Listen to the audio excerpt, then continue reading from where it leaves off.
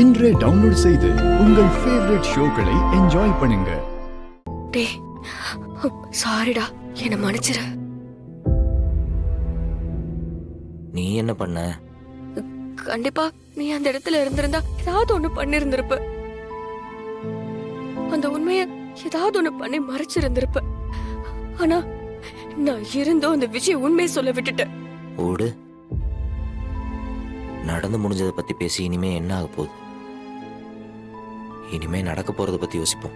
மர நான் எவ்வளவோ தடுத்து பார்த்தேன்டா, என்னால முடியல. எல்லாம் ஏன் தப்புடா. ஆரம்பத்துல இருந்து இந்த ரகசியத்தை நீ எவ்வளவு பார்த்து பார்த்து பாதுகாத்துக்கிட்டு இருந்த.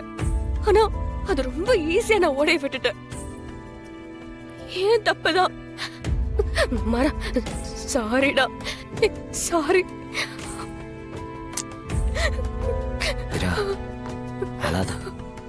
நீ அந்த தப்பும் பண்ணல. அந்த விஜய் நம்ம குடும்பத்தை பிரிக்கணுங்கிற ஒரே நோக்கத்தோட இந்த வீட்டுல இருந்துட்டு இருந்தா அவளுக்கு ஒரு நல்ல வாய்ப்பு கிடைச்சிருக்கு, பயன்படுத்திக்கிட்டா. இப்ப நீ அழுகிறதுனாலாம் எதுவும் மாற போறதில்ல. இந்த பிரச்சனையை எப்படி சரி பண்ணணும் தான் யோசிக்கணும். ரொம்ப பயமா இருக்குடா. எதுக்கு?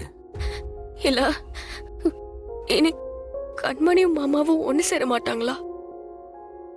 ஒருவேளை கடைசி வரைக்கும் பிரிஞ்சு இருந்துருவாங்களா? நம்ம இருக்கும்போது அது எப்படி நடக்கும்? அவங்க சேர்ந்து வாழதான் போறாங்க, நம்ம வாழ வைக்கிறோம். எனக்கு இப்ப அது கூட பிரச்சனை இல்லை. உனக்கு கூட தெரியக்கூடாதுன்னு நினைச்ச விஷயம் எப்படி அவளுக்கு தெரிஞ்சது? எப்படி கண்டுபிடிச்சிருப்பா? ராகவன் இது நடக்க கூடாதுன்னு தான் பயந்துகிட்டே இருந்தான். அவன் பயந்த மாதிரியே நடந்துருச்சு. இப்ப நீயே எவ்வளவு வருத்தப்படும் போது ராகவன் என்ன பாடுபடுவான்? சரி, அவன் என்ன பண்றான்னு பாப்போம் வா.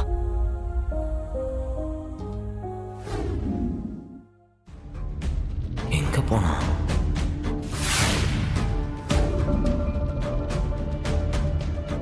வீரா, வேற எங்க இருக்கான்னு போய் பாரு. நானும் வேற பக்கம்லாம் போய் தேடுறேன்.